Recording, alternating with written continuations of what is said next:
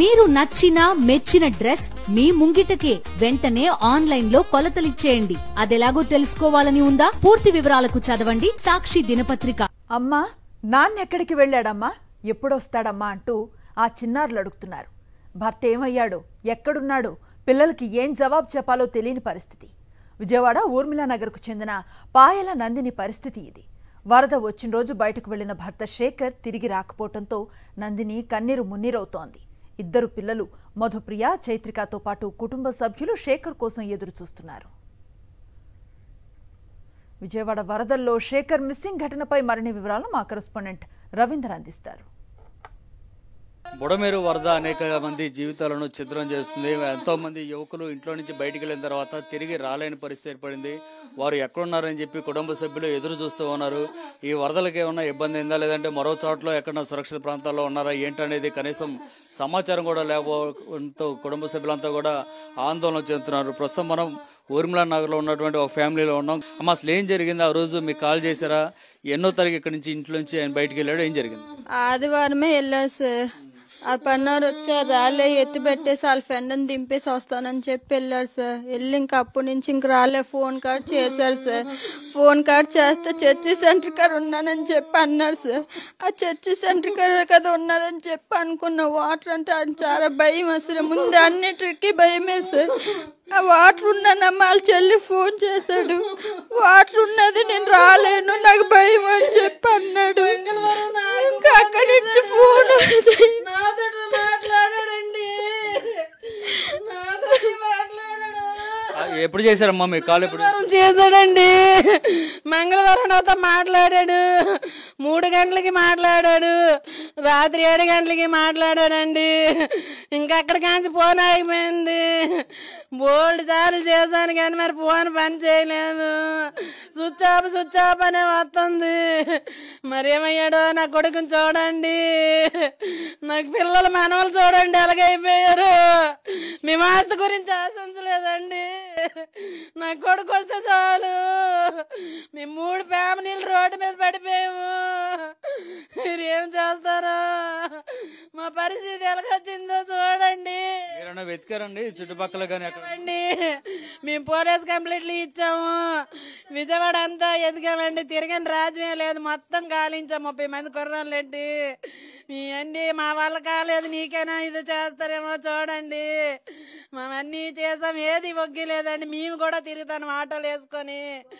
Government hospital AD, అన్ని hospital తిరిగామండి. ఎవరు ఎక్కడ ఉన్నాడమ్మా అనలేదు. పెసలకి వెళ్తే ఉన్నాడు అంటారు. మీరేం చేస్తారో చెయ్యండి, నా కొడుకుని ఒక్కనే రప్పించండి. అలాంటి ఏం జరిగిందో, అక్కడ పడిపోయాడో తెలియలేదు. ఏం జరిగినా నాకే చేస్తాడు ఫోను. ఎక్కడికి వెళ్ళాడో తెలియట్లేదు. మా నెంబర్లు అన్ని నోటెడ్ మెలకులో ఉంటే చేస్తాడు కదా. ఎక్కడైనా పడిపోయాడో తెలియట్లేదు, ఏమయ్యాడో తెలియట్లేదు. నువ్వు ఎక్కడున్నావు వచ్చి అన్నయ్య, మాకేమొద్దు, నువ్వు వస్తే చాలు అన్నయ్య. ఫ్రెండ్స్ అందరికీ చేసామండి, ఎవరు మా దగ్గర రాలేదంటున్నారు. నేను చర్చి కాడ ఉన్నాను అక్క అని అన్నాడు. సరే అక్కడొక్కడ ఉన్నారు కదా అని అనుకున్నాము. మేము కూడా ఉండేది కింద వైపే. మా ఇల్లులు ములిగిపోయినాయి రా తమ్ముడు అని అంటే తీసుకురావడానికి కూడా వచ్చాడు. నన్ను తీసుకొని వచ్చి వాళ్ళ ఇంటి దగ్గర దింపాడు. వాళ్ళ ఇంట్లోకి కూడా నీళ్ళు వచ్చేస్తే మా చెల్లెల ఇంటికి మేము అందరం వెళ్ళిపోయాము. రోడ్డు వరకు వెళ్తా పిల్లలకి ఏదైనా తీసుకొని వస్తా, అబ్బాయిని దింపేసాను అన్నాడు. ఇంక రాలేదండి, నీళ్ళు పెరిగిపోయినాయి. వస్తాడని చూస్తే ఎప్పటికీ ఫోన్లు కలవాలా, ఫోన్లు అందరి సిగ్నల్ లేక. సరే రాత్రికి కలిసింది, ఇక్కడ ఉన్నాను లేక అని అన్నాడు. సరే ఎక్కడొక్కడ ఉన్నాడు కదా, రేపటికి వస్తాడని అనుకున్నాము. ఇలా జరిగిద్దని అనుకోలేదు. మా పిల్లలు అప్పటి నుంచి ఎదురు చూస్తూనే ఉంటారు కదా. నాన్న ఫోన్ చెయ్యను అన్న. చిన్న పెద్ద కూతురు అంటే అంత ఇష్టము. ఏమని నేను కొట్టద్దని కొట్టద్దు, నాకు నా పెద్ద కూతురు అంటే ఇష్టమని అనేవాడు.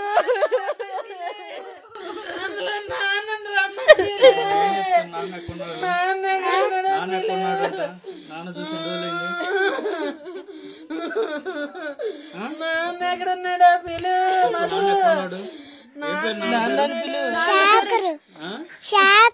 శేఖరు ఎన్ని రోజులు ఎందుకు కనిపించక నీకు? చాలా రోజులు. మా నాన్నకు ఫోన్ చెయ్యి, మా నాన్నకు సో ఇది పరిస్థితి. బుడమేరు ముప్పు ఎన్ని జీవితాలని ఇబ్బందులు పెడుతున్నాం మనం చూస్తూ ఉన్నాం. శేఖర్ అనేటువంటి యువకుడు ఇక్కడ అందరికీ సుపరిచితుడు. అతను ఇంట్లో నుంచి బయటికి వెళ్లి మళ్ళీ వస్తానని చెప్పి వెళ్ళినటువంటి వ్యక్తి ఇంకా తిరిగి రాకపోవడంతో కుటుంబ సభ్యులంతా కూడా తీవ్ర ఆందోళన చెప్తున్నారు. ఇప్పటికే పోలీసులకు కూడా ఫిర్యాదు చేశారు. అయితే పోలీసులు ప్రస్తుతం ఈ వరద హడావుల్లో ఉన్న నేపథ్యంలో వారు కూడా కంప్లైంట్ అయితే తీసుకున్నారు, కానీ ఎక్కడ విచారణ చేస్తున్న పరిస్థితి కనపట్లేదు. మరోవైపు కుటుంబ సభ్యులు మాత్రం శేఖర్ తాలూకు ఫ్రెండ్స్ తో సహా బంధుమిత్రులు అందరూ కూడా ఫోన్లు చేసి కనుక్కునే ప్రయత్నం అయితే చేస్తున్నారు. ఏదేమైనా శేఖర్ మళ్ళీ తిరిగి క్షేమంగా ఇంటికి రావాలని మనం కోరుకుందాం. కెమెరా పర్సన్ సాయితో రవీంద్ర రెడ్డి, సాక్షి టీవీ, ఊర్మిళ నగర్, విజయవాడ.